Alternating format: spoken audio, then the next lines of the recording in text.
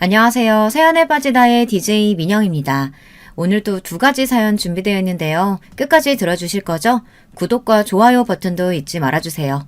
그럼 오늘의 사연 바로 시작할게요. 안녕하세요. 저는 사회 아이를 혼자서 키우고 있는 워킹맘이에요.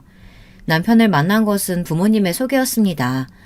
어머니 지인이 좋은 사람이 있다고 소개를 시켜주셨죠. 부모님 소개로 만나는 사람이 아직도 있구나 싶으시겠지만 그것도 벌써 10년은 더 전의 이야기랍니다. 제가 연애에 도통 관심을 보이지 않다 보니 부모님께서 마음이 급하셨던 모양이에요. 하여튼 남편은 재미있고 다정하고 좋은 사람이었습니다. 그때는 말이죠. 제가 처음 만났던 남편은 정말 너무 좋은 사람이었죠. 좋다 못해 뒤통수를 수도 없이 맞고 다니는 그런 남자였습니다. 그걸 좀 더 일찍 알았더라면 좋았을 것을. 저는 남편이 결혼 전부터 저 몰래 친구들에게 돈을 빌려준다거나 보증을 섰던 것으로 돈 문제가 끊이지 않는 것을 전혀 몰랐거든요. 알고 보니 시부모님께서 수습해준 것도 한두 번은 아니었더라고요. 저희 어머니께서는 동네 시장에서 작은 분식집을 운영하셨어요. 제가 기억하는 어머니의 모습의 배경에는 늘 그 분식집이 있었고요. 결혼하고 얼마 되지 않아 어머니께서 지병으로 더 이상 분식집을 운영할 수 없게 되면서 그 분식집을 어떻게 해야 하나 가족들 사이에 말들이 많았어요. 남동생은 그냥 팔아버리자고 했지만 어머니께서는 무척 서운해하셨죠. 저 역시도 어머니와 같은 마음이었고요. 그래서 저는 용기를 내서 분식집을 계속해서 운영하고 싶다고 말했죠. 남편은 제가 원하는 일이라면 언제든 응원한다고 말하며 제 편을 들어주었지만 남동생 반응은 냉담했어요. 절대로 있을 수 없는 일이라는 식으로 말했죠. 그 회사를 어떻게 들어갔는데 누나는 아깝지도 않아? 누나 미쳤어? 갑자기 분식집은 무슨 분식집이야. 그리고 요즘 누가 시장에 온다고. 그냥 더 떨어지기 전에 팔자니까. 남동생 말이 틀린 말은 아니었죠. 비록 그 시장이 크고 유명한 곳이라 장날이 되면 사람들이 모인다고 하지만 그래도 시장보다는 다들 마트를 이용하는 분위기잖아요. 하지만 저는 고집을 부려 분식집을 운영하겠다고 했어요. 결국 남동생과 딱 6개월만 해보고 안 된다 싶으면 바로 그만두겠다고 약속을 하곤 겨우 시작할 수 있었어요. 어머니의 손맛을 배우는데 많은 시간이 필요하지는 않았어요. 저는 머리부터 발끝까지 아버지를 빼다 박았다는 말을 많이 들었지만 딱 하나 어머니를 닮은 것이 있다면 바로 손이었죠. 손으로 하는 것들은 재주가 좋았거든요. 우리 애들 어릴 때 옷의 80%는 다 제가 만들어 입혔을 정도니까요. 그렇게 시작한 분식집은 의외로 인기가 좋았어요. 동네에서 오래 장사를 한 곳이다 보니 오며 가며 어르신들이 많이 찾아주기도 하셨지만 시장 맞은편에 학원들이 많아서 배고픈 학생들도 꽤 많이 왔고요. 얼마 버티지 못할 것이라는 남동생의 말이 무색하게 분식집은 멀쩡하게 잘 돌아가고 있었답니다. 찾아주신 손님들이 맛있게 먹어주시는 모습을 보면서 점점 더 분식집에 욕심이 생기기 시작했죠. 당시 유행한다는 것들을 배워 메뉴판을 채우기도 하고 스스로 이런저런 레시피를 구상해서 만들어보기도 했어요. 남편은 그런 저를 참 많이 도와줬어요. 마감 시간에 맞춰 저를 데리러 와서는 가게 정리하는 것을 도와주는 것은 기본이고 새로 메뉴를 만들 때마다 먹어보며 이런저런 피드백을 주기도 했죠. 남편과 트러블이 생긴 것은 분식집을 시작한 지 얼마 지나지 않아서였어요. 빨래를 돌리려고 주머니를 정리하는데 종이 하나가 나오더라고요. 꼬깃꼬깃 접혀 있었죠. 이게 뭔가 싶어서 보니 고깃집 전단지더라고요. 문제는 뒤편이었죠. 뒤편에는 커다란 글씨로 어제 날짜와 함께 며칠까지는 꼭 1,000,000원을 갚겠다고 적혀 있더군요. 그리고 그 밑에는 남편의 이름과 저도 잘 아는 남편 친구의 이름이 있었죠. 저는 눈이 튀어나올 것만 같았어요. 1,000,000원이라뇨. 저는 허둥거리며 남편에게 달려가 이게 뭐냐고 물었어요. 남편은 당황하며 어디서 찾았느냐고 묻더군요. 이건 도대체 어떻게... 당신 내 물건 뒤졌어? 뒤지기는 뭘. 빨래하려고 보니까 주머니에 들어있던데. 당신 돈 빌려줬어요? 1,000,000원이나? 별일 아니야. 당신은 몰라도 되는 일이야. 아니 어떻게 그 큰 돈을 빌려줬는데 내가 몰라도 된다니 그게 무슨 소리야. 당신 돈이 어디 있어서 돈을 이렇게 빌려준다는 말이야. 내가 벌어준 돈인데 뭐 어쩌라고. 지금 당신 허락이라도 받으란 말이야? 저는 어처구니가 없었죠. 물론 남편이 번 돈이니까 남편이 마음대로 하겠다는 말이 틀린 말은 아니죠. 하지만 1,000만 원이나 되는 돈을 누군가에게 빌려준다면 말 정도는 저한테 해줄 수 있는 것은 아닐까 싶었거든요. 이야기를 듣고 계시는 분들은 어떠세요? 궁금해하는 제가 잘못된 것일까요? 남편은 완전 실망했다는 식으로 저를 노려보며 2번 다시 이야기하지 말라고 아주 단호하게 말하더군요. 남편의 반응에 제 마음도 차게 식었어요. 제 반응이 심상치 않다고 느꼈는지 남편은 헛기침을 하더니 한결 부드러워진 목소리로 말했어요. 제일 믿는 친구고 지금 급하다고 해서 돈 빌려줬어. 금방 갚을 테니까 신경 쓸 필요 없어. 당신이 알 정도의 일은 아니라고 생각해서 말을 안 했을 뿐이야. 남편의 해명이 있었지만 저는 한동안 좀 남편과 거리를 두었어요. 아무리 친한 친구 사이라도 돈 거래는 신중해야 하는데 고기나 먹으면서 이면지에 한 줄 써서 주고받아도 되는 건가 싶었죠. 우리가 무슨 재벌도 아닌데 말이죠. 남편과 그 일로 대면대면 지내고 있던 어느 날 남편이 1,000만 원짜리 수표를 보여주더군요. 그때 빌려갔던 친구가 돈을 갚았다고 하면서 말이죠. 그러면서 남편은 보란듯이 별일 아니지 않느냐며 이만 화를 풀라고 말했어요. 저는 길게 한숨을 내쉬었습니다. 내 허락이 필요하다고 말하는 게 아니에요. 그저 이런 일이 있으면 나하고 상의를 좀 하자는 거죠. 당신은 어떻게 생각할지 모르겠지만 내 기준에서 1,000만 원은 이렇게 쉽게 빌려주고 받을 수 있는 돈 아니라고 생각했거든요. 알았어. 다시는 당신이 신경 쓸 일 안 만들게. 저는 몇 번이고 남편에게 약속을 받아내고서야 그 일을 넘어갈 수 있었어요. 그 사건을 제외하고 저희 부부는 평범함 그 자체였어요. 평온했죠. 남편이 약속을 정말 지켰는지는 모르겠어요. 그때는 남편이 제 이야기를 들어줬다고 생각했는데 지금 떠올려보면 철저하게 숨긴 것은 아닌가 싶어요. 하지만 평화는 그렇게 길지 않았어요. 남편에게서 이상한 낌새를 느낀 것은 첫애가 태어나고 100일도 채 되지 않았을 때였습니다. 남편이 갑자기 돈이 좀 있느냐고 묻더군요. 갑자기 무슨 돈 타령이냐고 물었죠. 이전 일도 생각나고 해서 심장이 벌렁거렸어요. 제가 목소리를 높여가며 물었지만 남편은 말을 얼버무리고는 잊어달라고 하더군요. 저는 그런 남편을 붙들고 물었지만 끝까지 말을 해주지 않았어요. 그리고 일주일 정도 지났을까. 저를 피해만 다니던 남편이 술에 완전 취해 들어와서는 친구는 와이프 덕을 그렇게 보고 사는데 왜 자기는 그런 것도 없느냐고 소리를 하더라고요. 충격적이었죠. 취중 진담이라고 하잖아요. 저는 남편이 평소 그런 생각을 가지고 있었던 것 같아 기분이 확 상했죠.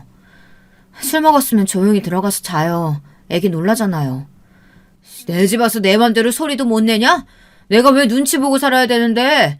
네가 나한테 해준 게 뭐가 있어서? 많이 취한 것 같은데 그만하고 들어가요. 술 깨고 나서 그 다음에 이야기해요. 저는 남편을 어떻게든 부축해서 방으로 들어가려 했지만 남편은 그런 제 손을 뿌리치고는 더 소리를 지르기 시작했어요. 당연히 잠들었던 첫째가 일어나서 우렁차게 울었죠.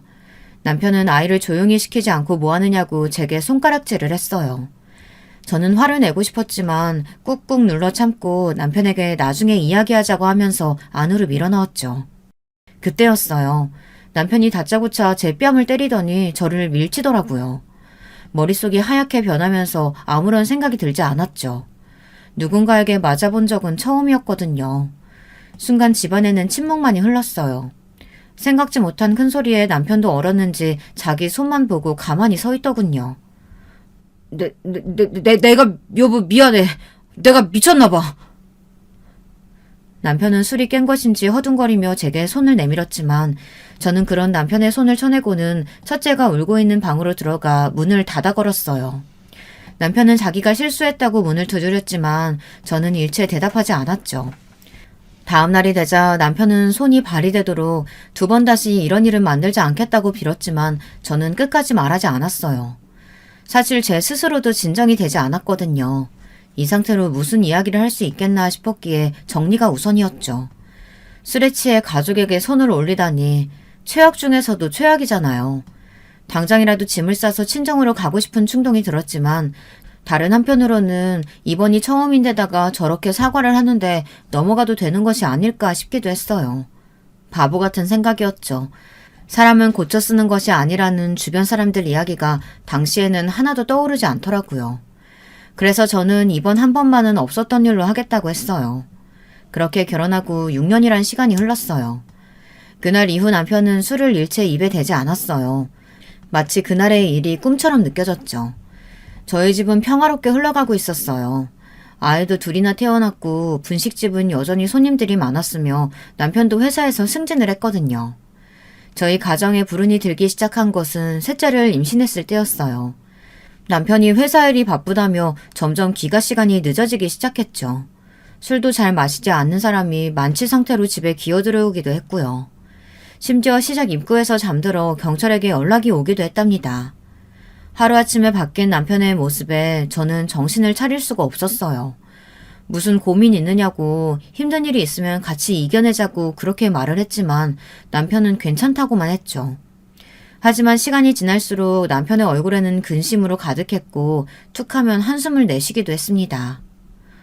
여보, 그렇게 혼자서 끙끙거리지 말고 무슨 일이든 이야기 좀 해봐요. 그래도 둘이서 고민하면 해결책이 보일 수도 있잖아요. 아니야, 일은 무슨. 내가 너무 걱정시켰지? 잘 해결되고 있어. 정말 해결되고 있는 거 맞아요? 당신 점점 이상해지고 있다고요. 내가 다 알아서 한다니까 왜 그렇게 성가시게 굴어? 급기야 남편은 화를 내기 시작했어요.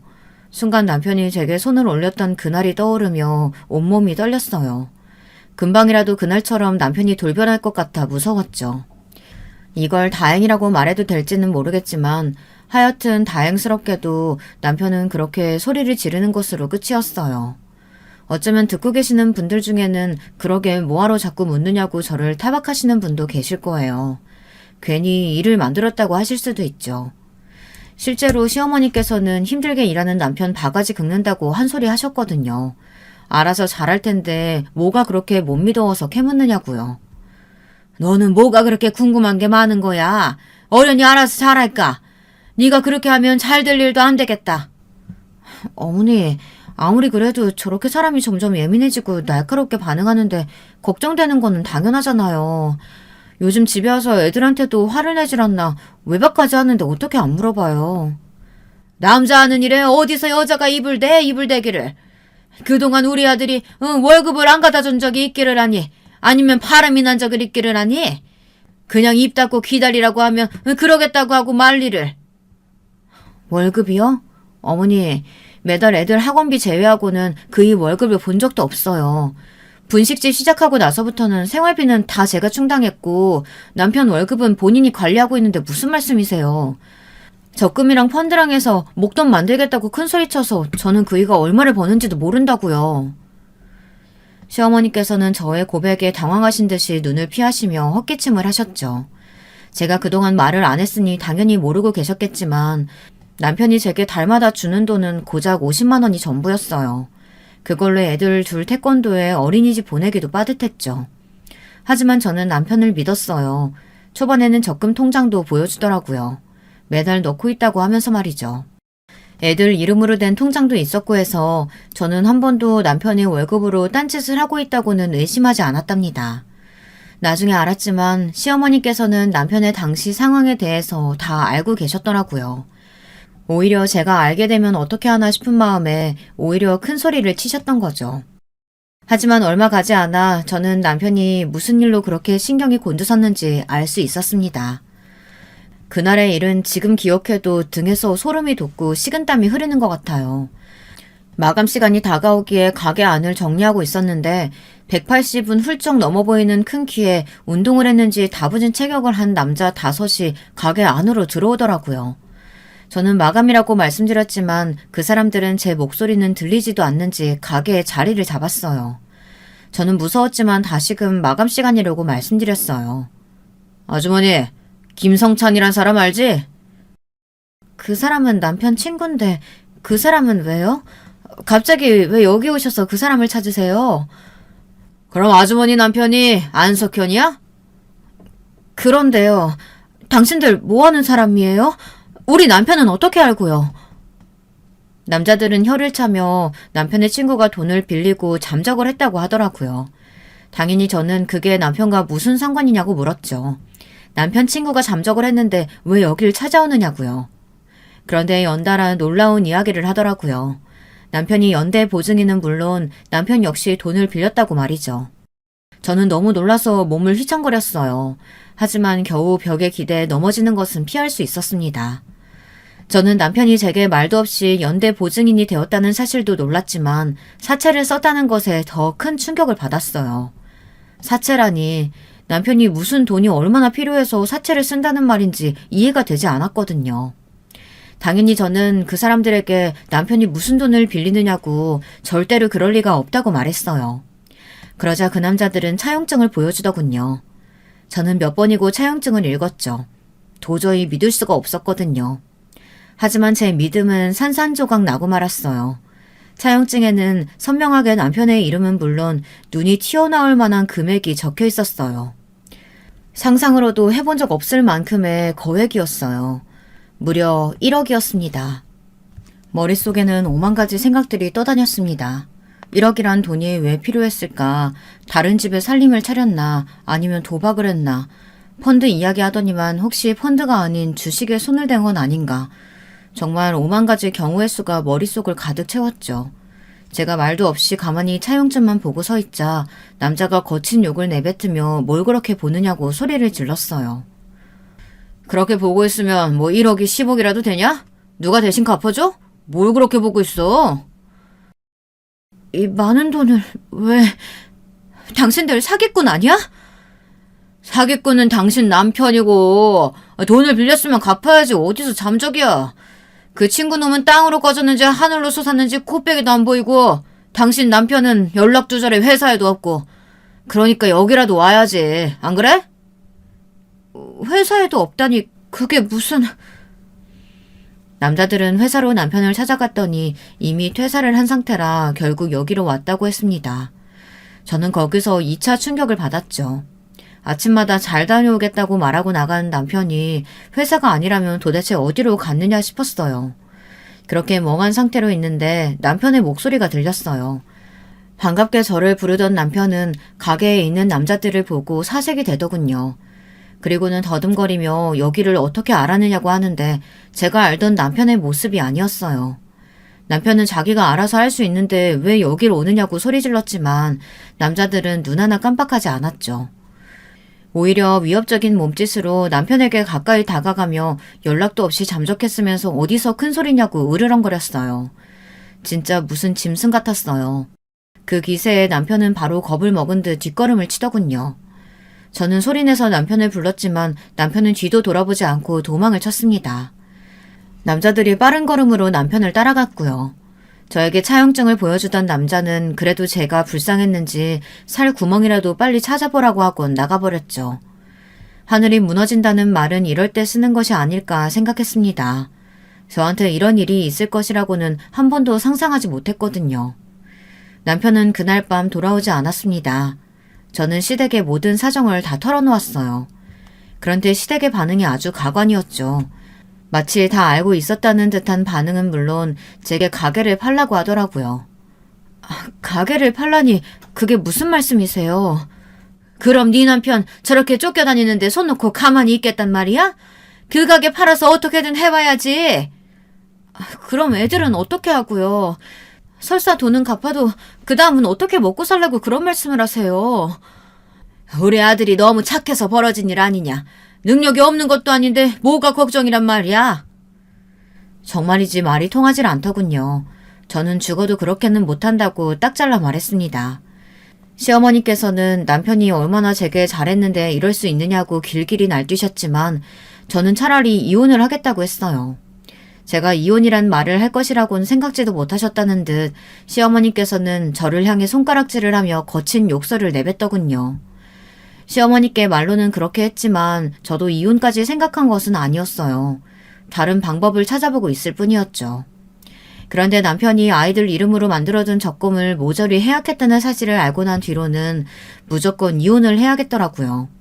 제가 들어둔 적금까지 하나도 남기지 않고 다 해약을 하는 바람에 제게 남은 것은 분식집과 제 명의로 된 통장의 돈, 그리고 얼마 안 되는 현금이 전부였습니다. 남편을 찾지 못했는지 매일같이 남자들은 분식집을 찾아왔어요. 시장에는 온갖 소문들이 나돌았죠. 남자들은 남편을 내놓지 못하겠으면 돈이라도 달라고 난리를 쳤어요. 제가 할 수 있는 일이라고는 모른다는 말과 돈은 남편에게 받으라는 말뿐이었어요. 남자들의 행동이 점점 거칠어지자 시장 상인들도 겁을 먹은 듯 슬슬 저를 피하기 시작했죠. 상황이 이렇게 점점 최악으로 흘러가다 보니 친정에도 소식이 전해졌습니다. 남동생은 당장이라도 남편을 잡아오겠다고 성하였고 어머니는 다 자신의 탓이라며 한숨을 내쉬셨어요.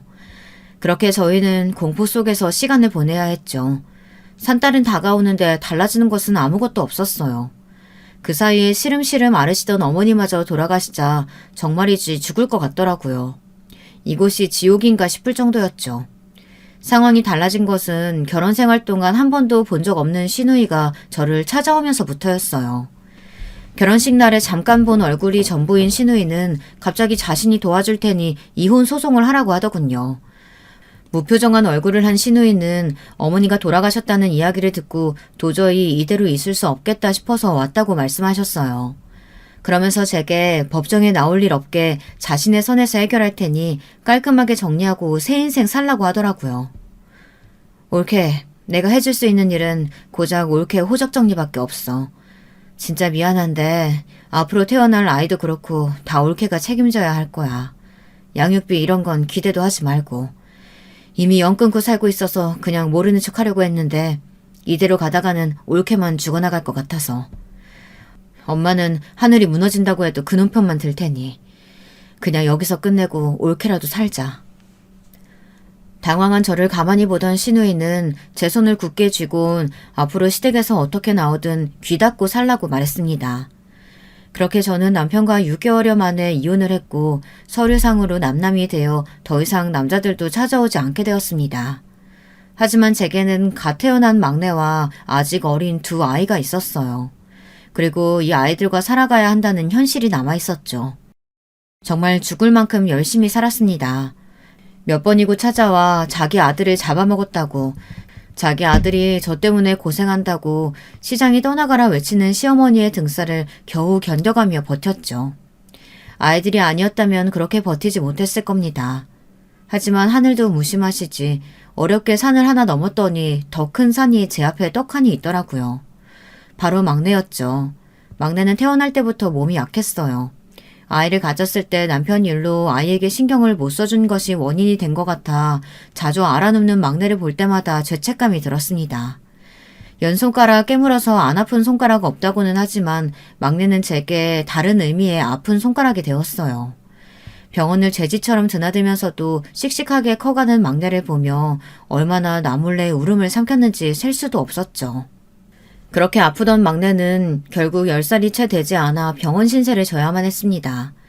심장에 문제가 생겨 수술을 해야 한다고 하는데 어렵고 까다로운 수술이라 큰 병원에서도 쉽지 않을 거라고 하더라고요. 거기다 순번도 있어 한참은 기다려야 한다고 하셨죠. 하지만 날이 갈수록 막내의 상황은 나빠졌어요. 이러다 큰일이 날 것 같아 미칠 것만 같더라고요. 그리고 실제로도 위험한 고비를 몇 번이고 넘겨야만 했고요. 저는 하루하루를 피말리는 기분으로 살았어요. 가게는 이미 예전에 문을 닫았고요. 저는 그저 오늘 하루 막내가 잘 버텨주기를 바랄 뿐이었답니다. 이렇게 앞이 보이지 않던 날들이 이어지던 어느 날이었어요. 제가 절대 잊을 수 없는 날이기도 한 그날은 저녁부터 막내의 상태가 심상치 않았어요. 시간이 흐를수록 점점 더 상태가 악화되었죠. 아무리 아파도 입 밖으로 아프다는 소리를 잘 하지 않던 막내가 그날따라 너무 아프고 힘들다는 말을 몇 번이나 하더군요. 심장이 덜컥 내려앉는 기분이었어요. 이대로 막내가 어디론가 갈 것만 같았죠. 밤이 되자 막내는 의식을 잃었어요. 중환자실 밖에서 발만 동동 구르고 있는데 갑자기 의료진들이 뛰어 들어가더니 막내를 데리고 나오더라고요. 저는 이게 무슨 일인가 싶어 간호사 선생님을 붙들고 물었죠.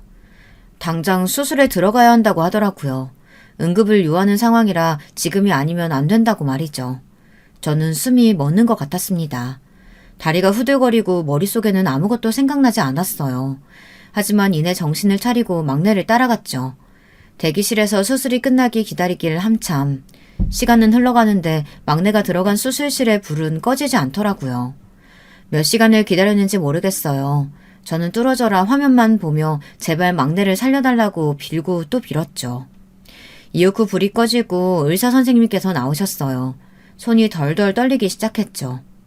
의사 선생님께서는 제 손을 잡고는 천천히 토닥이며 수술은 성공적이었으니 이제는 깨어나길 기다리기만 하면 된다고요. 저는 몇 번이나 되물었어요. 그 말이 정말이냐고요.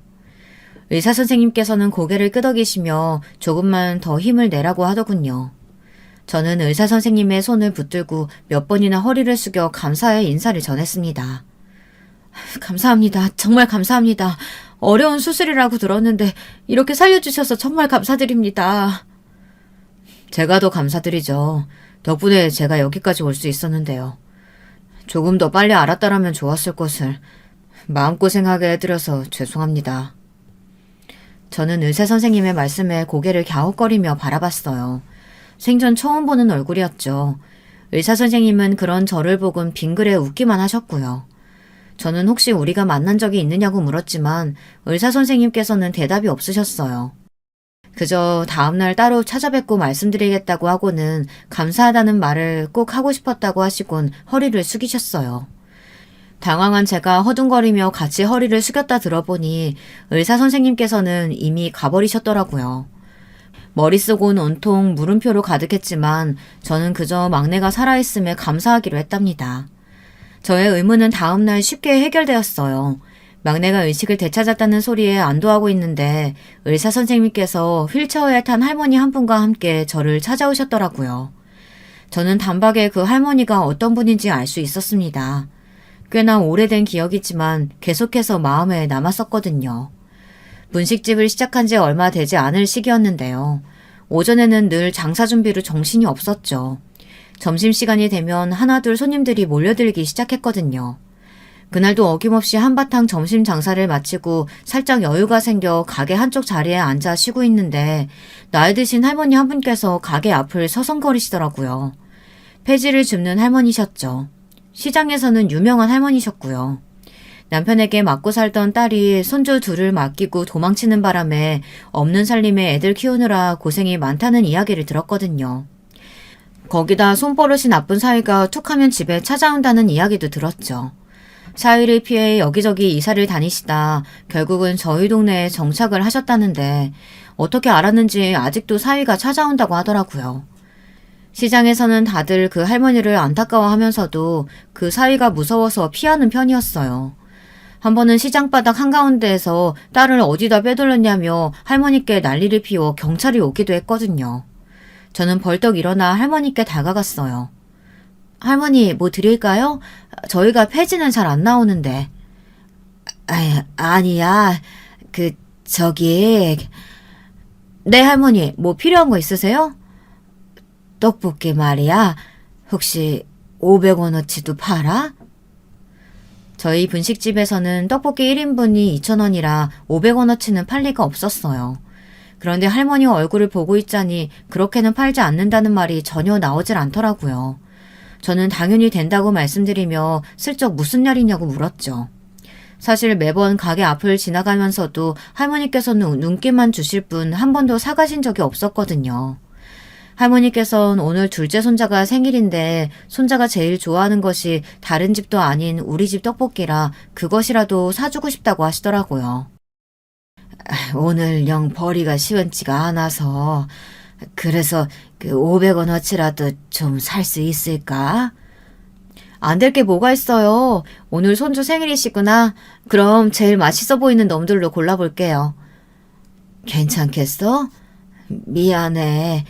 진짜 내가 다음에는 에이 할머니 그런 말이 어디 있어요. 우리 집 떡볶이를 좋아해준다니 제가 더 기분 좋은걸요? 저는 1인분이 조금 넘는 양을 꾹꾹 눌러 담았어요. 그리고 튀김도 몇 개 넣었죠. 할머니께서는 뭘 그렇게 많이 주느냐고 하얗게 질린 얼굴로 그렇게 팔아서는 안 된다고 하셨지만 저는 넉살 좋게 생일 선물이라 생각하고 받아달라고 말씀드렸죠. 할머니께서는 금방이라도 눈물을 쏟을 것 같은 얼굴을 하시며 고맙다고 하시고는 몇 번이나 허리를 숙이고 가셨습니다. 저는 할머니 인사를 받는 것이 민망했지만 기분은 좋았습니다. 그런데 다음날부터 예상하지 못한 일이 벌어졌어요. 아침에 가게에 나오면 다른 곳과는 다르게 분식집 앞이 깔끔하게 청소가 되어 있더라고요. 처음에는 눈치를 못 챘어요. 그런데 며칠 뒤에 비가 엄청 내린 다음 날인데 저희 가게 앞만 깨끗했죠. 저는 누군가 저희 가게 앞을 깔끔하게 청소해주고 있다는 것을 그때야 알았어요. 그리고 그 사람이 고등학교에 입학한 할머니네 첫째 손주라는 것도 알았죠. 저는 고작 떡볶이 한 번을 넉넉하게 담아준 것이 전부인데 이렇게까지 해주다니 오히려 미안한 마음이 들더라고요. 그때부터였어요. 저는 일주일에 한 번씩 밑반찬이랑 카레나 짜장 같은 것들을 담아 할머니 댁 앞에 놓고 왔어요.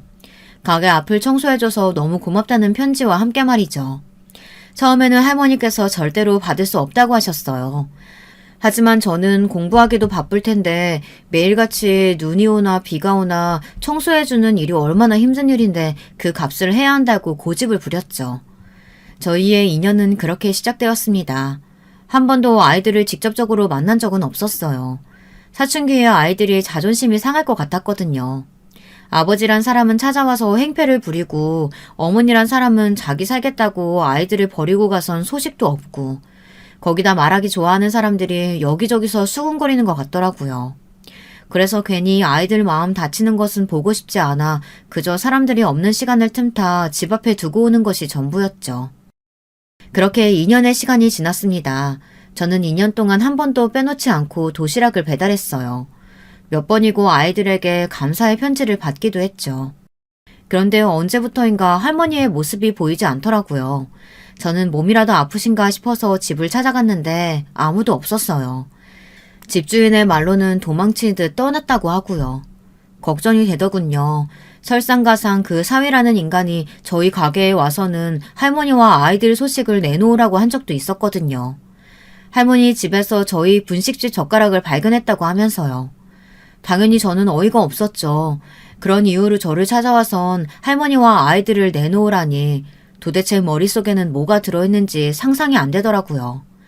저는 당장 경찰을 불렀고 그 사위라는 사람은 끌려가면서도 이렇게 끝나지 않을 것이라고 두고 보란 말을 남겼습니다. 실제로 사위라는 그 사람은 몇 번이고 찾아왔어요. 그리고 이런 일이 반복되다 보니 할머니와 아이들이 더 걱정이 되었답니다. 나름 알아보기도 했는데 제가 아는 곳이라고는 김씨 할머니라는 것 말고는 없다 보니 찾기도 힘들더라고요. 그 일은 그렇게 제 마음 한구석에 남아있었죠. 그런데 그런 할머니를 병원에서 만나다니 보통 놀랄 일이 아니었어요. 나 기억하겠어? 떡볶이. 당연하죠, 할머니. 그동안 어디 가셨던 거예요? 갑자기 사라지셔서 깜짝 놀랐어요. 찾는 것도 쉽지 않더라고요. 그런데 이렇게 병원에서 만나다니. 할머니께서는 울먹거리시며 제 손을 잡아주셨어요. 당시 아이들을 버리고 도망친 줄 알았던 딸이 겨우 자리를 잡았다며 같이 가자고 해서 알리지도 못했다고 하시더라고요. 혹시나 사위가 나타날까 겁이 나서 도망치기만 했다고 미안하다고 하셨죠. 저는 이렇게 살아계신 것만 본 것으로도 충분하다고 말씀드렸어요. 할머니께서는 곁에 서 있는 의사 선생님의 팔을 당기시고는 어서 인사를 하라고 하더군요. 다시 인사드리겠습니다. 첫째입니다. 아주머니 도시락 덕분에 굶지 않고 학교 다닐 수 있었어요. 꼭 그 은혜 갚고 싶었는데 늦어서 죄송합니다. 먼저 찾아갔어야 했는데. 첫째라면 우리 분식집 앞을 매일 청소했다는 그 첫째? 네, 아주머니. 동생놈도 곧 이곳으로 올 겁니다. 기억하실지는 모르겠지만 동생은 아직 학생이라 지금 수업 중이에요. 아주머니, 정말 그때 정말 감사드립니다. 아주머니의 도움 아니었다면 지금의 저희는 있을 수도 없어요. 정말 감사드립니다. 내가 뭘 했다고. 세상에 이렇게 훌륭한 의사 선생님이 되셨다니. 정말 할머니 뿌듯하시겠어요. 내가 새댁을 어떻게 잊어. 나 아프면 약 사다 줘. 영양제도 넣어줘. 자네가 우리한테 해준 것들 하나도 안 잊었지. 아주머니께서 시험 잘 보라고 넣어주셨던 편지 저 아직도 가지고 있어요. 의사 선생님께서는 가운 앞주머니에서 작은 지갑을 하나 꺼내서는 제게 보여주더군요. 그 안에는 제가 적어줬던 메모들이 코팅된 상태로 들어있었어요.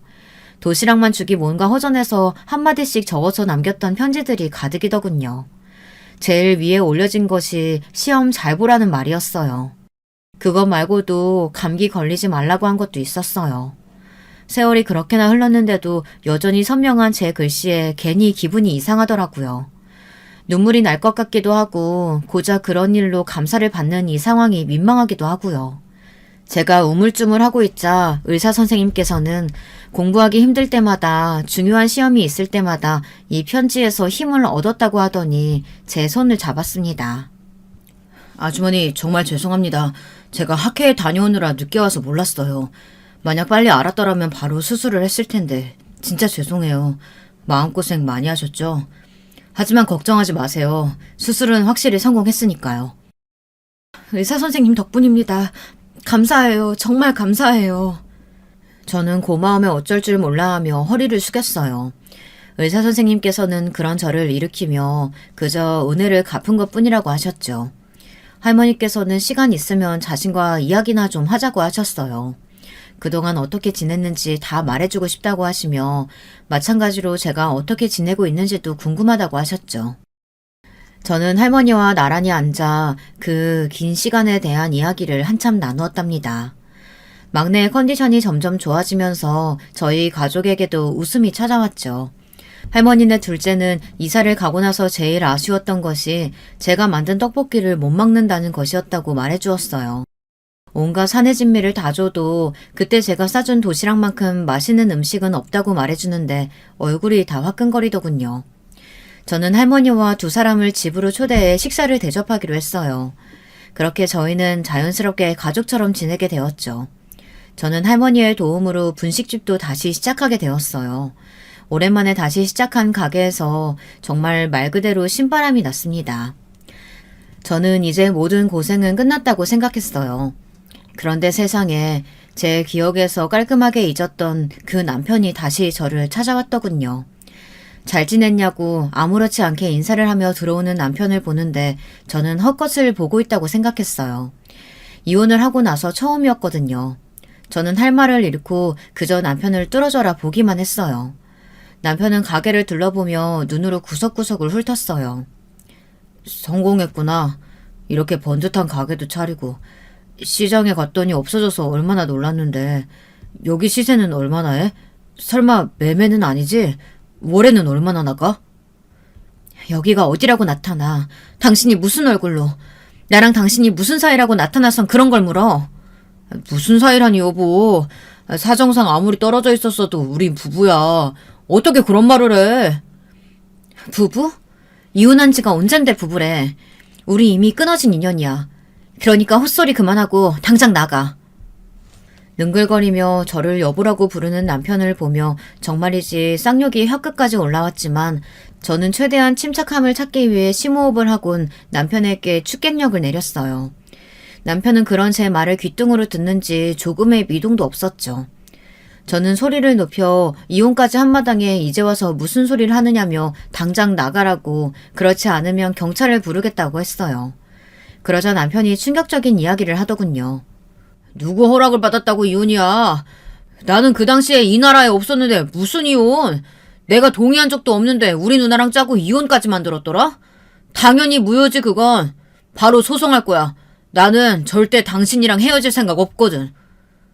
그게 무슨 소리야. 내가 형님이랑 짰다니. 소송에서 우리가 이겼잖아. 양육권이고 친권이고 다 내가 가져오고 위자료 한 푼도 안 받고 끝냈는데 무효라니. 무슨 말 같지도 않은 소리야. 위자료라니. 나는 동의한 적 없는 이혼을 진행하려면 당신이 나한테 위자료를 줘야지. 애들까지 데려가는데 그 값은 했어야지. 어디서 날로 먹어? 뭐? 날로? 지금 말 다 했어? 당신이 그러고도 아버지야? 어떻게 애들을 두고 그런 말을 해? 당장 끌어내기 전에 나가. 오늘은 첫날이니 이대로 가겠는데 당신 내가 이대로 넘어가길 바라면 그 값은 제대로 내야 할 거야. 지난 시간 동안 밀린 위자료 내가 다 받아낼 테니까. 남편은 기세등등하게 자기 할 말만 하고는 나가버렸어요. 저는 후들거리는 다리로 비틀거리며 가게 입구로 가서는 들고 있던 소금을 한 줌 뿌렸어요. 남편이 아니라 제게는 재앙이나 다름없었거든요. 저는 머리가 멍해지고 눈앞이 흐려지는 것만 같았어요. 저는 급하게 가게를 정리하고 집으로 들어가 누웠습니다. 이 일을 어떻게 하면 좋을지 아무리 머리를 굴려봐도 모르겠더라고요. 남편에게 돈을 주고 끝내고 싶은 마음도 들었지만 제게 그만큼의 돈이 있을 턱이 없죠. 지금 시작한 분식집도 할머니의 도움에 대출까지 받아 겨우 마련한 것이고 가게도 이제 흑자로 돌아서는 중이었는데 무슨 수로 제가 돈을 마련할 수 있겠어요. 아이들은 무슨 일이 있냐고 물었지만 저는 그저 몸살 기운이 있다고 말하고는 방에 들어가서 벽만 보고 있었어요. 그때였어요. 밖에서 소란스러운 소리가 들리더니 할머니네 둘째가 문을 살짝 열곤 저를 불렀습니다. 분식집에 갔다가 닫힌 문을 보고 왔다고 했죠. 저는 할머니네 둘째가 로스쿨에 다니고 있다는 생각에 지푸라기라도 붙잡는 마음으로 낮에 있었던 이야기를 꺼냈어요. 아니나 다를까 할머니네 둘째는 남편 욕을 하며 길길이 뛰더군요. 아니 이모, 그걸 그냥 뒀어요? 진짜 내 손에 걸렸으면 죽었어요, 그놈. 어떻게 애들 안부는 묻지도 않고. 뭐? 위자료? 우리 아버지도 인간 아니었지만 그 새끼도 인간 되긴 글렀어요. 이게 무슨 방법이 없을까? 이혼이 무효가 되면 뭐요? 이모, 다시 이혼하면 되는 거죠. 그 인간이 한 짓이 있는데 무슨 걱정이에요. 내가 형한테 이야기할게요. 형이 발이 엄청 넓으니까 도움 될 거예요. 저도 선배들한테 좀 물어볼게요.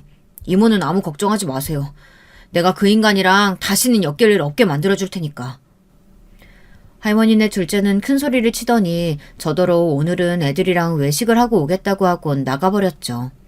사람 마음이 참 이상한 게 그 소리를 듣는데 벌렁거리던 마음이 가라앉고 안도감마저 들더라고요. 저는 불안감에 흔들리는 마음을 다잡으며 아이들을 위해서라도 남편과 확실하게 매듭을 짓겠다고 결심했답니다. 남편은 그 후에도 몇 번이나 저를 찾아왔어요. 결심을 단단히 한 저는 마음대로 하라고 했죠. 이혼 무효를 신청하겠다고 으름장을 놓는 남편을 보며 상관없다고 대답할 정도였으니까요. 당당하게 나가는 제 모습에 오히려 남편이 당황하더라고요. 남편은 이대로 입 닫고 살아줄 테니 위자료를 달라고 했지만 저는 단호하게 선을 그었답니다. 제가 생각보다 너무 강하게 나가자 남편이 머쓱해진 얼굴로 물러나기도 하더군요. 하지만 그것도 잠시였어요. 남편은 몇 번이고 찾아와선 급기야 애들을 만나러 가겠다고 개소리를 서슴없이 떠들어댔죠. 저는 아이들 앞에 나서기만 해보라고 그때는 같이 죽자는 소리로 받아들이겠다고 소리를 질렀어요. 그러니까 내가 애들 앞에 나서는 거 싫으면 그냥 위자료 주고 끝내자니까. 어차피 법정 가면 당신한테 불리해. 알잖아 당신도. 상관없다니까. 가서 나를 사기죄로 고소하든 뭘 하든 마음대로 하라고. 나는 당신한테 1원도 줄 수 없으니까. 법대로 해. 내가 잘못했으면 그 죗값 치르면 그만이니까. 여기서 괜히 시끄럽게 굴지 말고. 당신도 남자라면 입으로만 털지 말고 해보라고. 자신 있게. 당신 이렇게 나오면 후회하는 사람은 결국 당신이야. 애들 생각은 안 해? 애들이 엄마 없이 어떻게 크라고. 내가 양보해줄 때 그냥 합의하자니까. 합의는 무슨 합의? 당신 같은 인간 말종하고 무슨 합의를 해야 되는데 우리 이모가. 남편이 저를 살살 달래며 돈을 뜯어내려고 하던 그때 문이 열리고 사람들이 우르르 들어왔어요. 그중에는 의사 선생님도 있었죠. 저는 이 상황이 어리둥절하기만 했어요. 의사 선생님은 남편을 가리키며 이 사람이라고 하더니 제 곁에 와서는 괜찮으시냐고 묻더라고요. 저는 떨리는 목소리로 이 사람들은 누구냐고 했죠. 경찰이에요, 이모. 이모한테 이따위로 하는 쓰레기가 어디 멀쩡한 인생 살아왔겠어요. 알아보니까 이 인간 보이스피싱으로 여기저기 돈을 뜯어냈더라고요. 그래서 바로 데려왔죠. 혹시 무슨 해코지라도 한 건 아니죠? 의사 선생님의 말에 의하면 남편은 그 일이 있자마자 중국으로 갔다 보이스피싱 그룹의 중간 정도의 직책을 가지고 한국으로 돌아왔다고 하더라고요. 그리고 여기저기 일을 만들었다가 결국 꼬리가 밟힌 상태였죠. 경찰에서는 남편을 비밀리에 쫓고 있었고요. 조직에서도 눈을 시퍼렇게 뜨고 찾을 정도라는데 정말이지 믿겨지지가 않았죠. 제가 아는 남편은 그런 짓을 할 그릇이 아니었거든요. 세월이 참 무섭더라고요. 거기다 이런 위험한 상황에서 저를 찾아왔다는 사실에 눈이 돌 것 같았답니다. 그 와중에도 남편은 뻔뻔스럽게 자기는 아니라고 말하며 발버둥을 치고 있었죠. 사람 잘못 봤다니까?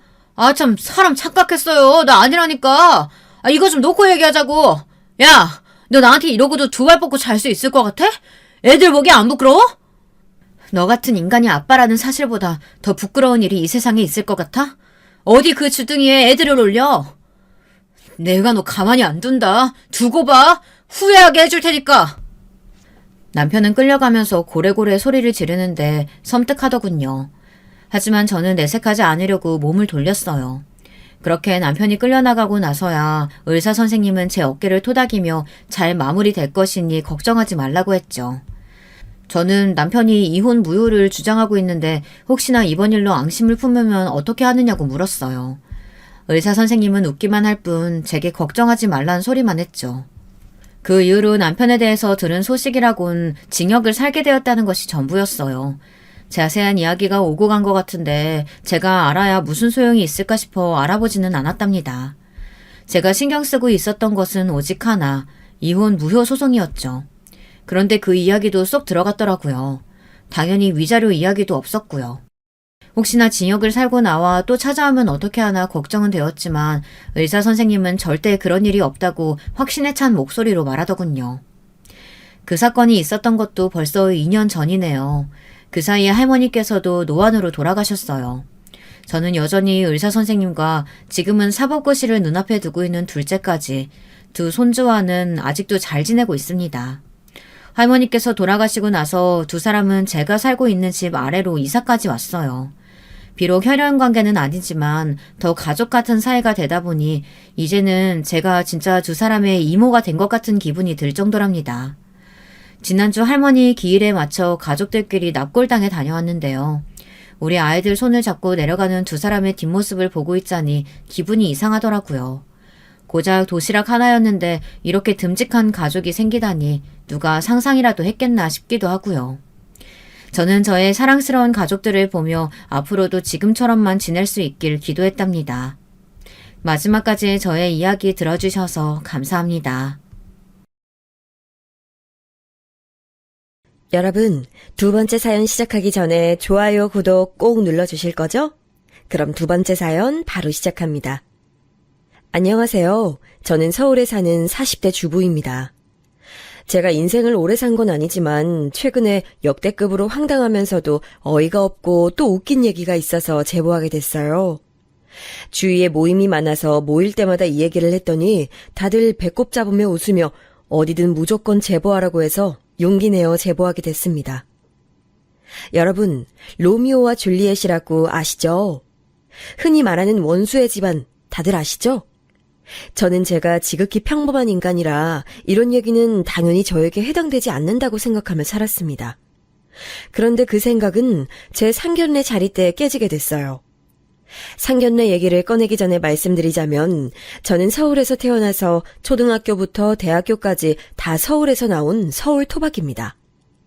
심지어 직장도 서울에서 잡아서 사실 서울을 벗어난 적이 없고 우리 집은 이사도 제가 초등학생 때 한 번 갔던 것을 빼고는 간 적도 없어요.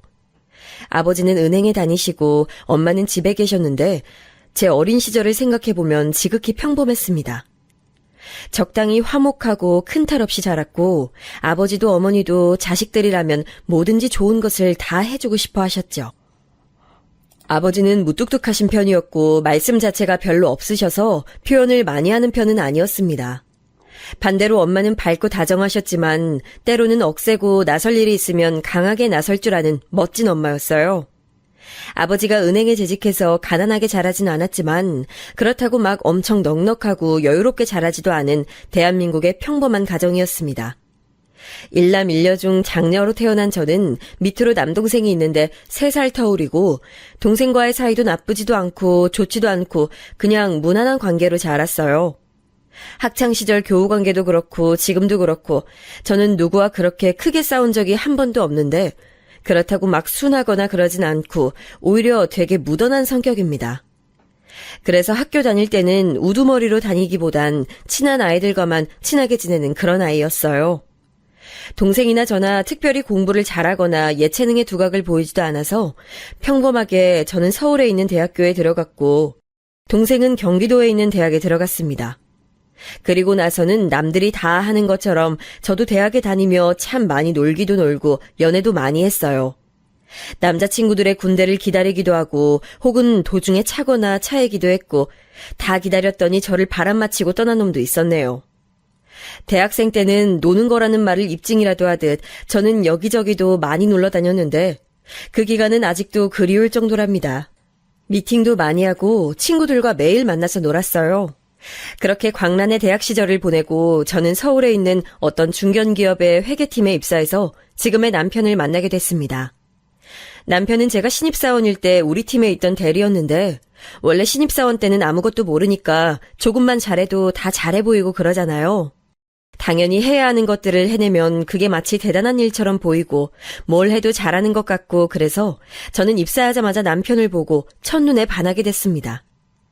남편은 묻어난 저보다 훨씬 더 묻어난 성격이고 감정 표현이 그렇게 많은 편은 아니었는데 그땐 그게 뭐가 그렇게 멋있었는지 몰라요. 지금은 가만 보면 속이 답답해서 무슨 말이라도 해보라고 짜증이 나는데 그때는 그게 참 멋지고 오히려 대단해 보였답니다. 일방적으로 제가 들이대서 우리의 연애는 시작됐는데 제가 회사 선배와 연애를 시작했다니까 엄마는 대학생 때처럼 또 몇 달 사귀다 헤어질 줄 알고 나중에 결혼할 사람만 말하라고 딱 잘라서 말했어요. 저도 지금 남편과 사귀기 전에는 아니 사귀고 나서도 이 사람과 결혼할 거라는 상상도 하지 못했는데 사귀다 보니까 오히려 섬세하고 다정한 사람보다는 이렇게 묻어나고 세상에 불만 없이 살아가는 사람이 나을 수도 있겠다는 생각이 들어서 결혼을 결심하게 됐습니다. 늘 만나던 남자친구들과는 싸우는 일도 많았고 연애를 하며 안 싸우는 것은 정말 드물잖아요. 그런데 저는 남편을 만나며 싸웠던 적이 단 한 번도 없어서 그것도 결혼 결심의 큰 이유였답니다. 총 3년을 만났는데 한결같이 여자 문제로 저를 속삭인 적도 없었고 회사 일도 잘하고 성실한 사람이었습니다. 가끔 답답하게 여길 정도로 감정 표현도 적었는데 어릴 때는 같이 장난치고 재밌는 사람이 좋았는데 나이가 들며 이렇게 말없이 조용한 사람이 오래 만나기엔 훨씬 편하게 느껴지더라고요. 아무튼 우리의 나이도 결혼 정년기가 됐고 둘 다 회사에서 자리도 잡았겠다. 결혼을 결심하고 각자 집에 인사를 계기로 결혼 준비를 시작하게 됐어요. 서울에서 나고 자랐던 저와 달리 남편은 본가가 시골에 있었고 지방이라 차로 3시간 걸리는 곳에 있어서 먼저 우리 집에 인사를 가기로 했습니다. 남편은 태어나길 시골에서 태어나서 고등학생 때 형하고 둘이 서울로 올라왔다고 했어요. 형과 둘이 대학도 서울에서 나왔고 직장도 나와서 부모님과 따로 떨어져 산 지는 꽤 됐다고 했습니다. 형도 결혼해서 독립하고 살고 있다고 했고요. 부모님에게 인사하기 전에 저도 남편의 형을 봤었는데 그냥 정말 남편처럼 조용하고 말수가 매우 적으신 분이셨어요. 그렇게 우리 집에 인사를 왔는데 엄마는 제가 결혼한다고 예비사위를 데리고 오니까 사위사랑은 장모라는 말을 증명이라도 하듯 말 그대로 상다리가 휘어지게 음식을 준비하셨습니다. 우리 엄마지만 친정엄마는 음식을 너무나도 잘해서 원래 동네에서도 유명하셨거든요. 오죽하면 김장철이 되면 우리 엄마에게 동네 아주머니들이 같이 하자고 먼저 연락 오시거나 심지어 우리 집 김치를 사 먹겠다고 하는 분들도 많으셨습니다. 저도 엄마 음식을 평생 먹으며 자랐으니 음식 맛에 되게 예민하고 까칠한데 엄마는 그날 유독 자신 있는 요리를 많이 하셨더라고요. 잡채, 불고기, 된장찌개, 꽃게찜 등 기억도 다 안 날 정도로 호화로운 요리를 하셔서 식탁 위에 공간이 부족할 정도였습니다. 남편이 감정 표현이 그렇게 다채롭지 않은 편인데 놀라서 눈이 휘둥그레진 표정을 저는 3년 만에 처음 봤어요. 엄마의 요리를 다 먹고 거실에 둘러앉아 본격적인 호구조사가 시작됐는데 남편과 저는 같은 직장에 다녔으니 기본적으로 조건들은 부모님 마음에 이미 든 상태였어요. 아버지는 평소에 저한테 재산보다 사람 됨됨이를 보라고 귀에 박히도록 말씀하셔서 계속 다른 것보다 인성에 관한 질문을 많이 꺼내셨습니다. 이런 경우에는 어떡할 거냐, 저런 경우에는 어떤 식으로 대처할 거냐는 등 이런 질문들을 퍼부으셨죠. 엄마는 본인이 관상을 볼 줄 안다고 우기는데 그래서 남편의 얼굴을 이리저리 뜯어보았습니다. 그러다 남편의 고향 얘기가 나왔는데 고향이 어디라고 말하자 엄마 얼굴이 급격하게 굳어졌어요. 사실 남편의 고향은 우리 엄마의 고향이랑 같았는데 엄마는 본인 고향에 관해 얘기하는 것을 별로 안 좋아하세요. 명절 때도 오히려 외할아버지와 외할머니가 우리 집으로 올라오시는 경우가 더 많았고 제가 엄마의 고향에 마지막으로 갔던 적도 자그마치 10년 전이었답니다. 외조 부모님과 사이가 안 좋았던 것은 전혀 아니고 오히려 엄마는 외할머니와 외할머니에 대해 항상 걱정하시고 또 걱정하던 편이었어요. 하지만 텔레비전에서 어쩌다 프로그램에서 고향 지역만 나와도 엄마는 채널을 돌리시곤 했답니다. 궁금해서 물어봐도 엄마는 됐다고 넘기셨기에 저는 별일 아니라고 생각하게 됐죠. 그래서 저도 이미 알고 있던 사실이지만 일부러 엄마한테 말을 안 하고 남편을 데리고 온 건데 엄마는 눈치챘는지 저를 마구 째려보더라고요. 엄마는 표정 관리를 금세 하더니 다른 주제로 얘기를 돌렸고 남편은 그렇게 인사를 마치고 집에 돌아가게 되었습니다. 남편이 집에 가자마자 엄마는 저를 붙들고 왜 고향이 같은 것을 자기한테 얘기하지 않았냐고 닥달하기 시작하셨어요. 아니, 엄마 왜 그래? 고향이 아무리 싫어도 난 엄마 세대도 아니잖아. 그래도 그렇지. 혹시 모르잖아. 뭐가 모르는데? 그럼 말해줘. 아유, 됐어. 말 꺼내기도 싫어. 나는 생각만 해도 기가 차. 엄마는 또 말을 돌리셨는데 제가 사람도 괜찮고 엄마도 서울 온 지 지금 몇십 년이나 지났으니 그만 나쁜 기억은 잊으라고 했어요. 사실 아버지가 그날 남편을 마음에 들어해서 엄마는 찝찝한 마음을 가진 채로 일단 상견례를 기다리셨습니다. 그리고 남편이 우리 집에 인사를 왔으니 저도 가게 됐는데 간 김에 외할아버지와 외할머니를 보고 오려고 했어요. 엄마는 출발 전부터 저에게 느낌이 좋지 않다고 계속 가서 연락하라고 했지만 저는 개의치 않고 출발했습니다.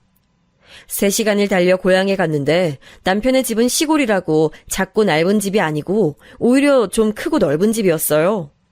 들어갔더니 남편의 부모님이 저를 기다리고 계셨고 우리 엄마가 남편한테 해준 것만큼은 아니지만 음식을 많이 해두셔서 기분 좋게 먹었습니다. 남편 부모님은 저에게 이것저것 물으셨는데 부모님은 뭐 하시는지 동생은 뭐 하는지를 물으셨고 저는 성심성의껏 대답해드렸어요. 그렇게 밥을 먹고 올라가기 전에 외할아버지를 보고 가려고 했더니 딱 그날 마침 외할머니가 아프셔서 병원에 가셨다고 아쉽게 못 보고 올라오게 됐습니다.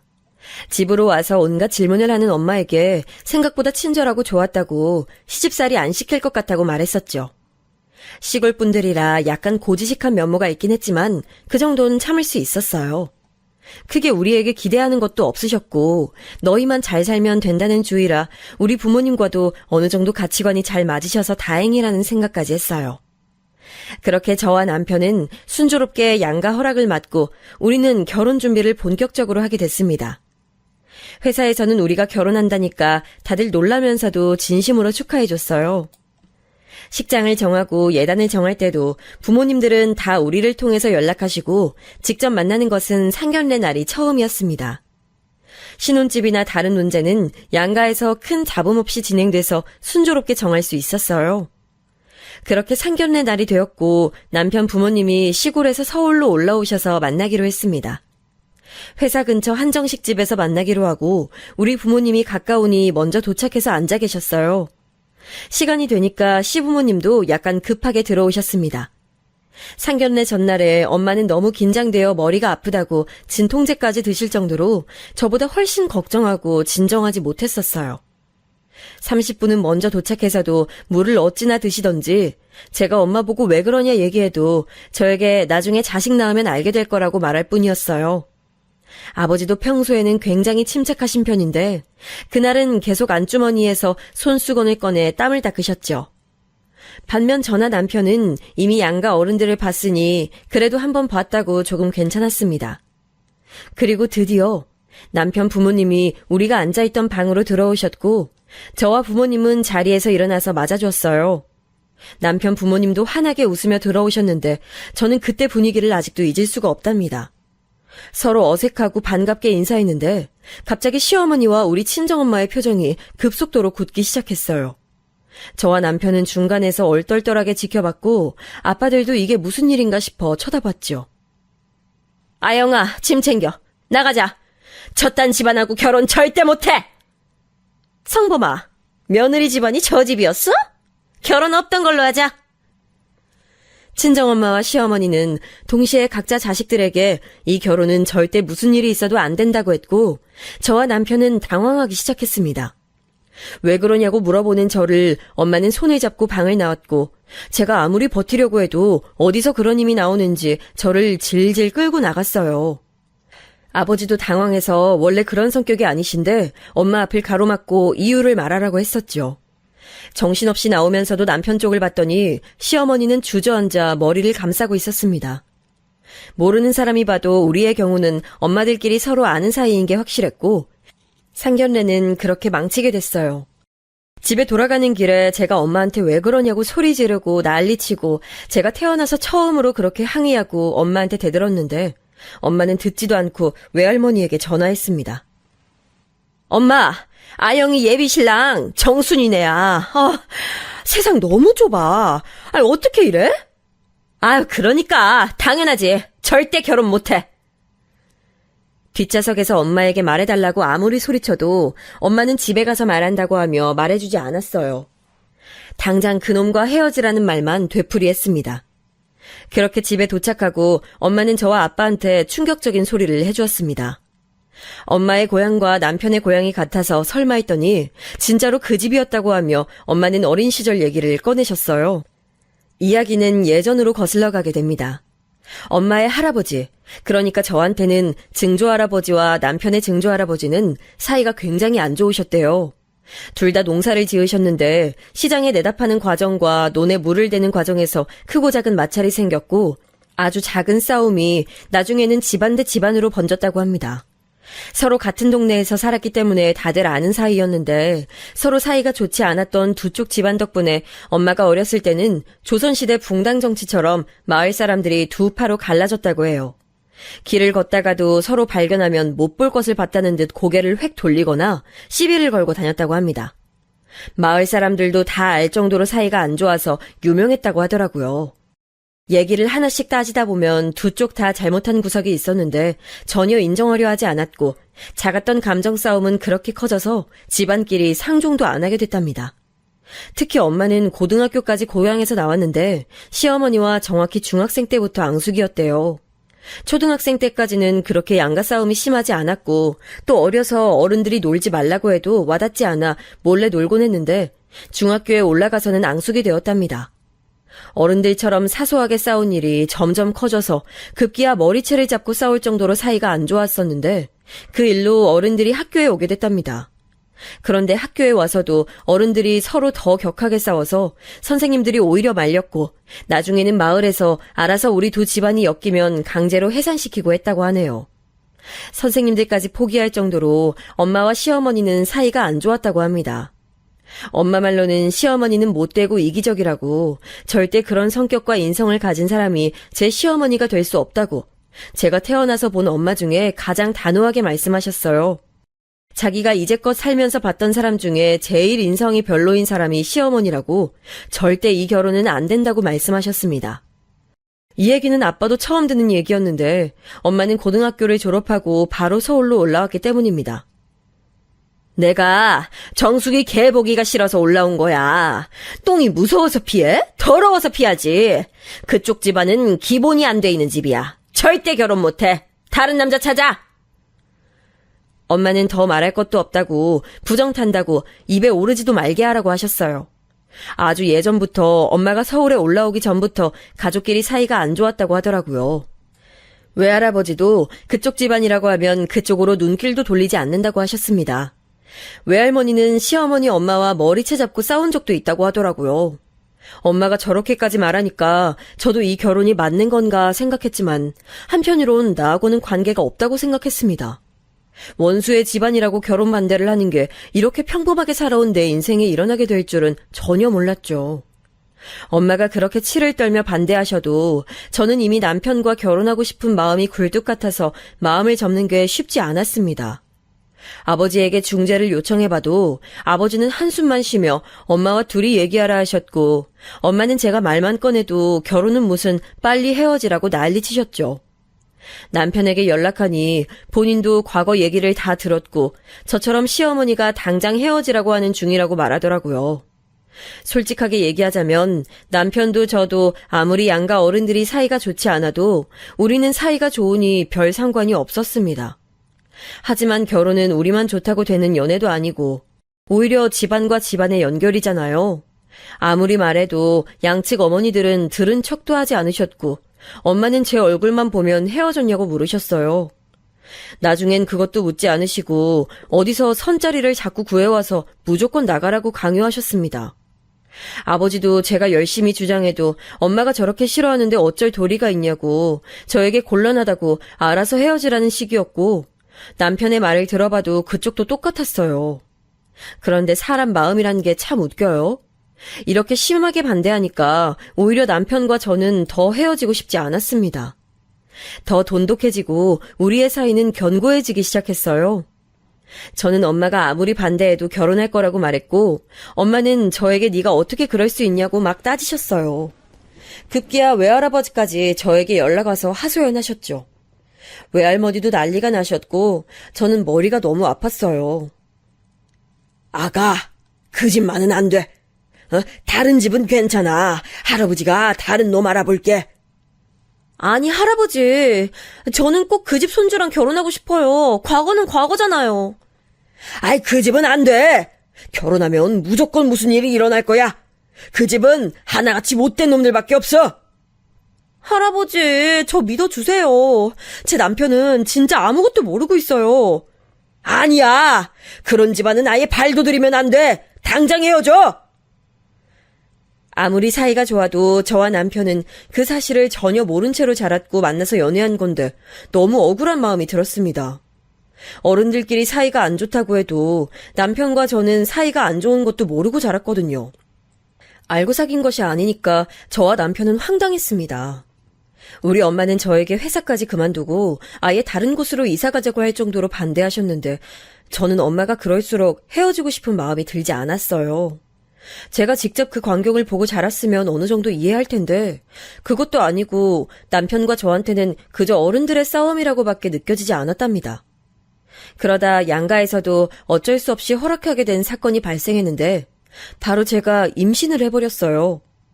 결코 의도적으로 임신한 것은 전혀 아닌데 엄마는 제가 일부러 임신했다고 외할머니에게 전화해서 엉엉 우시며 딸을 잘못 키웠다고 목 놓아 우셨습니다. 아니, 아무리 그렇다고 일부러 의도적으로 임신하는 것은 말이 안 되잖아요. 진심으로 우연히 생긴 아이였고 양가 어른들 때문에 결혼식도 암묵적으로 취소되고 미뤄지고 있었는데 이 사건을 계기로 남편과 저는 더 돈독해지게 됐습니다. 외할아버지는 저를 남자인 남동생보다 훨씬 예뻐하시고 어화둥둥 사랑만 주셨는데 임신 소식을 듣고 저에게 처음으로 화를 내셨어요. 감히 우리 손녀딸한테 저 죽일 놈의 가정의 씨를 품게 했다고 남편을 찾아가서 따지고 시골에서도 싸움이 났었다고 합니다. 세월이 지나고 서로 모른 척하며 무시하고 지냈었는데 제가 임신했다는 소식을 듣고 외할머니와 외할아버지가 시댁에 찾아가서 난리를 치셨대요. 엄마는 저에게 빨리 가서 아이를 지우라고 소리 지르시고 저는 예상치 못하게 아이가 생겨서 안 그래도 혼란스러운데 엄마와 외할아버지가 난리를 치니 너무 속상한 마음이 들었습니다. 남편과 아무리 얘기해도 우리는 절대 아이를 지우고 싶지 않았고 결국 저는 임신한 몸으로 단식투쟁까지 하며 결혼까지 성공하게 됐어요. 아이가 내 배 안에 있다는 것을 아니까 어떻게든 지켜야겠다는 생각이 들어서 포기할 수가 없었습니다. 남편도 저도 무슨 일이 있어도 기어코 아이를 출산하고 우리끼리 잘 키워보자고 다짐했었죠. 살면서 엄마한테 반항해 본 적도 없고 이렇게 부모님 뜻에 반기를 들었던 적이 없는데 그때의 저는 매우 절박했답니다. 엄마는 저에게 그럴 거면 집을 나가서 네 맘대로 하고 싶은 것 마음대로 하고 살라고 얼굴도 보기 싫다고 하셨는데 저는 진짜 남편은 잘못이 없으니 제발 결혼만 시켜달라고 했습니다.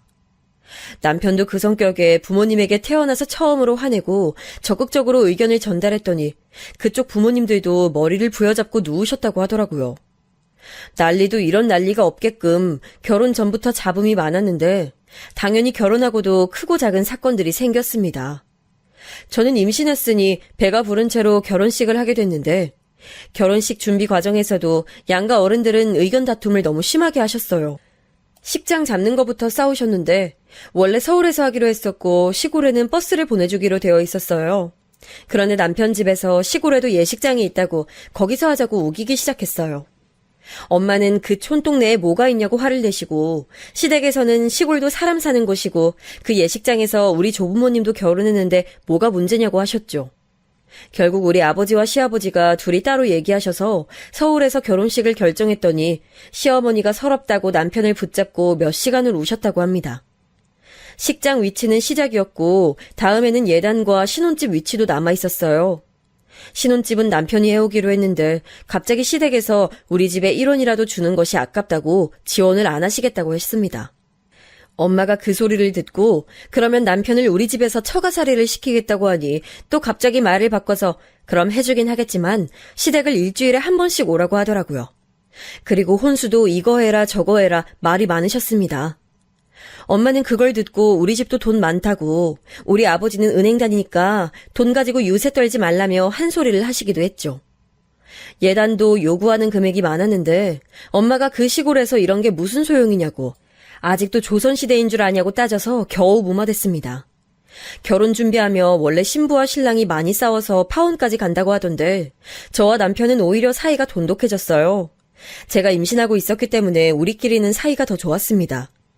그런 우리 부부와 달리 어른들의 의미 없는 싸움은 지속됐어요. 결혼식장에서 입는 한복 가지고도 마찰이 있었는데 시어머니가 무슨 신부 어머님들이 입는 전형적인 분홍색에 보라색을 합친 한복을 고르더니 거기에 레이스를 달고 호랑이 자수를 넣겠다는 거예요. 저는 처음에 장난인 줄 알고 웃었는데 시어머니는 정색하시고 진짜로 호랑이와 나비를 한복에 넣어달라고 하셨습니다. 레이스도 어깨 양쪽에 달고 치마는 분홍색의 보라색 무늬로 강조해달라고 하셨죠. 그러더니 갑자기 무슨 조선시대 중전이 입는 한복은 없냐고 사장님에게 묻는 거예요. 저는 슬슬 당황하기 시작했고 엄마 표정도 매우 안 좋아지셨어요.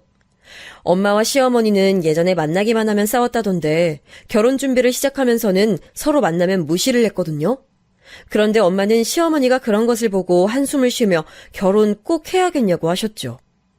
한복집 사장님이 저한테 몰래 와서 시어머니가 무당이시냐고 물을 정도로 시어머니는 이상한 고집을 부리셨는데 다행히 엄마가 나서기도 전에 남편이 나서서 엄마 창피하게 왜 이러냐고 한 소리를 내서 없던 일로 되었습니다. 그걸 보더니 엄마는 저에게 저것 보라고 저렇게 염치 없고 자기밖에 모르는 사람이 네 시어머니라고 지금도 결혼 없던 걸로 하는 것은 아직 늦지 않았다고 하셨어요. 하지만 그 당시 저는 아이를 꼭 낳고 싶었고 남편과 결혼하고 싶은 마음이 너무 커서 엄마의 반대에도 꿋꿋하게 결혼 준비를 이어나갔습니다. 결혼식 당일에는 다행히 보는 사람이 많아서 비교적 무난하게 지나갔는데 양쪽의 사이가 너무 안 좋아서 회사 사람들이 말하길 딱 봐도 원수 집안이라고 하셨어요. 그렇게 결혼식도 끝나고 신혼여행도 다녀오고 남편과 저는 아무 문제가 없이 결혼 생활을 시작하게 됐습니다. 명절이나 생신 관련해서도 아주 많은 갈등이 있었는데 저와 남편은 그냥 어느 순간 어른들의 의미 없는 싸움이란 게 느껴져서 이제는 괜찮았어요. 몇 개월이 지나고 저는 아기를 출산했는데 서울 친정에서 산후조리를 하고 시골로 내려가서 아기를 보여주려고 했더니 시어머니는 제가 친정에서 한 달을 있었으니 시댁에서도 한 달 뒤에 올라가라고 하셨습니다. 옆에서 남편이 엄마 제발 그만하라고 해도 시어머니는 무조건 아이와 저는 시댁에서 한 달을 자고 가라며 벌써 이불까지 깔아놨다고 하셨어요. 결국 저는 밤에 몰래 남편과 야반도주해서 서울로 올라가게 됐고 그 과정에서 원래 우리 외할아버지한테 가서 아기를 보여주려고 했는데 보여주지 못해서 외할아버지도 화가 나시고 몰래 서울로 갔다는 것을 알게 된 시어머니는 남편에게 난리를 치셨어요. 이런 식으로 우리 일의 양가에서는 우리 집에서 뭘 하면 시댁에서도 하길 원하셨고 반대의 경우에도 마찬가지였답니다. 그리고 아이가 자라면서 발달 과정에 맞게 행동을 하는데 시댁에서는 아이가 걷는 것이 느리니까 제 탓을 하셨어요. 제가 키가 조금 작은 편인데 엄마 키가 작으니 아이가 늦게 걷는 거라고 하시며 시골에 소문을 내셨다고 합니다. 그걸 들은 외할머니가 시댁을 찾아가서 우리 손녀딸보다 네 키가 더 작다고 난쟁이 아니냐고 하셨고 그걸로 또 싸움이 일어났다고 해요. 시골이라 거기서 사신 분들은 오래 사셔서 양가 가족들이 사이가 좋지 않은 것은 잘 알고 있는데 나중엔 싸워도 거기 또 그래 하고 말았다고 합니다. 저와 남편은 그럴 때마다 나중엔 기가 막히고 웃겨서 그냥 저러고 말겠지 생각하며 대수롭지 않게 넘기곤 했어요. 아이가 자라서 유치원생이 되었고 그동안에도 많은 일이 있었지만 저는 남편과 아이만 생각하면 당연히 견딜 수 있었습니다. 남편은 늘 한결같이 성실했고 저만 바라봤거든요. 다정하거나 섬세하진 않았지만 그래도 믿음직하고 든든해서 이 사람과 결혼하길 잘했다는 생각을 매일 했습니다. 저에게 화를 낸 적도 없고 사람이 재미가 없지만 반대로 유흥에 물들거나 바람을 필 가능성은 전혀 없어서 저는 결혼하길 잘했다고 생각하며 살고 있답니다. 주변을 보면 오히려 재미없는 로봇 같은 사람이 나은 것 같아요. 저는 결혼하고 아이를 낳으며 회사를 그만두게 되었는데 아직도 같이 일했던 언니들 말을 들어보면 남편은 회사에서는 더 로봇 같다고 저에게 결혼하길 잘했다고 하더라고요. 성실하고 일은 잘해서 승진은 한 번도 밀린 적 없이 연봉을 차근차근 높이는 남편이라 의지를 많이 하고 있습니다. 우리 딸도 얼마나 예쁜지 애교도 많고 저와 남편이 사랑을 많이 줘서 굉장히 밝고 예뻐요. 딸만 보면 기분이 좋고 이 아이를 지울지 말지 고민했다는 것 자체가 후회될 정도로 사랑스럽습니다. 이렇게 저는 우리 가족만 생각하면 가슴이 따뜻해져요. 양가 어른들은 사이가 좋지 않고 우리 부부와 딸만 보면 뭐라 하시며 양쪽 탓을 하거나 욕하시는데 이제 그런 것들은 우리 부부에겐 아무 문제가 되지 않았습니다. 그러던 어느 날 엄마가 저에게 진지하게 식당을 개업하려 한다고 말씀하셨어요. 무슨 식당? 근데 엄마는 원래 음식 잘하니까 어떤 메뉴를 골라도 잘할 거야. 아니, 네 친할머니 아는 분이 순댓국 식당 유명하게 하셨거든? 근데 이제 늙으셔서 건강이 안 좋아지셨대. 그걸 나보고 이어받으라고 하시네. 아, 그래? 엄마 너무 잘됐다. 거기 유명했었는데 엄마가 이어받으면 더 잘 될 것 같아. 엄마가 해보자. 엄마 말대로 우리 친할머니의 고향 친구가 아주 유명한 순댓국집을 하셨거든요. 지역도 서울이라 우리에게 너무 좋은 기회였고 엄마는 그렇게 아는 분에게 순댓국집을 이어하셨어요. 엄마가 원래 음식 솜씨가 워낙 좋아서 유명했는데 그 덕분에 유명한 순댓국집은 더 유명해지기 시작했습니다. 정말 말 그대로 대박이 났는데 서울이라 유동인구도 많고 주변에 회사가 많아서 점심때는 일하는 사람만 몇 명인지 몰라요. 저도 심지어 아이 유치원 보내고 잠깐 점심때만 가서 일을 돕기로 할 정도로 사람이 많았습니다. 주인 바뀌고 더 맛있어졌다고 주민들도 많이 오고 방송에까지 나올 정도로 엄마의 가게는 잘 됐어요. 아빠도 은퇴하시고 적적하셨는데 가게에 나와 손님들과 대화하니 즐겁다고 온 가족이 달라붙어 엄마의 가게를 봐줬습니다. 그런데도 일손이 부족해서 직원을 계속 뽑았고 안에서 먹고 가는 사람도 많았지만 포장해서 들고 가는 사람도 많아서 나중엔 포장 전문 직원만 뽑을 정도였어요. 사람을 뽑아도 우리 가게를 찾아 방문해 주시는 분들이 너무 많아 감당이 안 될 지경이었습니다. 남편도 가끔 퇴근하고 와서 일을 도왔어요. 엄마가 음식을 잘하셔서 밑반찬도 다 손수 만드셨고 김장도 다 가게에서 직접 하셨거든요. 그런데 사람들이 김치랑 깍두기가 너무 맛있다고 순댓국은 원래 안 좋아해서 안 먹지만 김치는 사 먹겠다고 김치와 깍두기만 사서 가시는 분들도 적지 않았습니다. 이렇게 잘 될 줄은 몰랐는데 잘 되니까 너무 기분이 좋았고 저도 시간이 나면 엄마 가게로 가서 조금이라도 도우려고 노력했어요. 쉬는 날도 없이 거의 24시간 내내 일해도 사람이 언제나 많았는데 이렇게 가게가 잘 되니까 엄마도 예전보다 얼굴이 더 좋아지셨고 활력도 생기셔서 얼마나 좋았는지 몰라요. 엄마가 저보다 훨씬 바쁘게 사니까 예전처럼 저한테 하루에도 몇 번씩 연락 와서 시댁욕을 하고 예전에 시어머니가 자기한테 어떤 행동을 했는지 말하는 시간이 줄어들어 그것도 참 좋았답니다. 저는 태어나지도 않았던 시절에 시어머니가 어떻게 행동했는지 듣는 것은 사실 너무 힘들었거든요. 그런데 이렇게 엄마 가게가 잘 된 것을 외할머니가 시골에 소문을 내셨나 봐요. 시어머니가 남편과 저에게 전화해서 우리 엄마 가게에 대해서 자세히 묻기 시작했습니다. 저는 그냥 단순하게 대답했는데 남편은 자꾸 시어머니가 일하는데 연락와서 물으니까 짜증이 났는지 장모님 가게에 완전 대박 났으니까 자꾸 연락하지 말라고 했다고 하더라고요. 시어머니는 그걸 듣고 기어코 우리 엄마의 가게로 오셨습니다. 연락도 없이 와서 엄마는 처음에 헛것을 본 줄 아셨대요.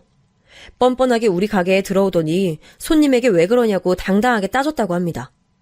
엄마는 처음에 내보내려고 했는데 잽싸게 자리에 앉길래 그냥 빨리 먹이고 내보내야지 생각해서 받게 됐대요. 마침 그날 제가 엄마의 가게로 가기로 했던 날이라 제가 도착했더니 시어머니는 혼자 테이블에 앉아 팔짱을 끼고 가게 주위를 둘러보고 있었어요. 하필 점심시간대라 사람들이 많았고 정신이 없었는데 시어머니는 물통부터 수저까지 하나씩 깐깐하게 보며 뭐라 하더라고요. 사람들이 와서 포장도 하고 열심히 주문하고 식당 밖에서 줄 서서 기다리는 것을 보니까 시어머니는 배가 아프셨던 것 같습니다. 직원 이모가 순댓국을 시어머니에게 가져다 주니 처음엔 먹지도 않고 열심히 속을 뒤적거리더라고요. 제가 그때부터 이상해서 시어머니를 주시했는데 갑자기 본인 머리카락을 뜯더니 순댓국에 집어넣습니다. 제가 저게 뭐 하는 짓이지 싶어 가까이 다가가니까 시어머니는 당당하게 저에게 소리를 지르셨어요. 이것 봐, 이게 뭐니? 너희 엄마는 기본도 안 돼 있다. 음식에 머리카락이 들어있잖아. 이게 말이 되니? 아니, 어머니. 지금 머리카락 뜯어서 거기 넣는 거 제가 다 봤어요. 뭐? 그게 무슨 소리야? 그 엄마의 그 딸이라더니 이제 시어머니한테도 대들어? 도대체 가정교육을 어떻게 시킨 거야? 저와 시어머니가 둘이 싸우니까 가게에 있던 손님들은 다 우리를 쳐다보고 엄마도 급하게 자리로 왔습니다. 제가 억울해서 소리 지르니까 시어머니는 저보고 자기를 모함한다고 엄마에게 자꾸 기본도 되어 있지 않다고 소리를 질렀어요.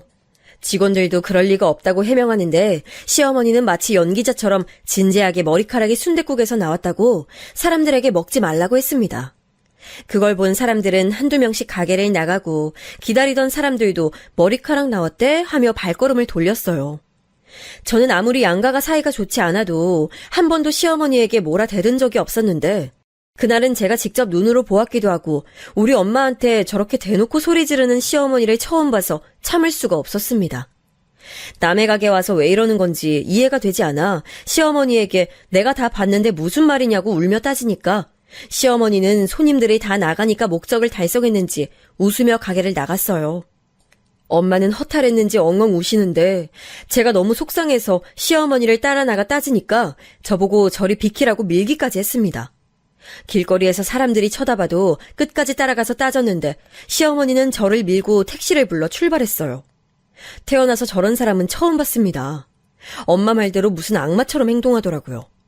제가 계속 지켜본 것을 뻔히 알면서도 그렇게 행동하는 것을 보니 너무 뻔뻔하고 못됐다는 말밖에 나오지 않았습니다. 엄마가 저한테 왜 시어머니는 인성이 별로라고 결혼을 말렸는지 이제야 이해가 되기 시작했죠. 나중에 엄마가 저한테 말하길 원래 그런 인성이라고 하더라고요. 중학생 때도 그래서 엄마가 너무 싫어서 성인이 되자마자 서울로 올라온 거라고 했습니다. 본인이 왜 그동안 피해 다녔는지 아냐고 하셨죠. 그리고 우리 엄마가 가게에서 가장 중요하게 생각하는 것이 바로 청결이라 주방 이모들부터 가게 직원 이모들 전부 위생모를 착용하고 있고 손을 몇 번이고 씻거든요. 저한테도 가게를 도우러 가면 무조건 손부터 씻으라고 하실 정도라 엄마는 매우 허탈해 하셨습니다. 오히려 제가 엄마한테 그렇게까지 병원도 아닌데 청결하게 하지 않아도 된다고 할 정도로 엄마는 청결에 신경을 많이 쓰시는 편이었어요. 출근하자마자 하는 것도 바닥 청소였던 엄마가 위생으로 가게 손님을 잃게 되니 얼마나 충격이 컸겠어요. 옆에서 지켜보며 가슴이 찢어지는 줄 알았답니다. 저는 말로만 들었지 시어머니가 저렇게 악독하게 행동할 줄은 몰랐는데 너무 화가 나서 남편에게 전화해서 네 엄마 미쳤다고 욕하니 남편도 한숨을 쉬었어요. 그날은 저도 참을 수가 없어서 남편에게 화내고 시어머니에게 전화해도 받지도 않더라고요.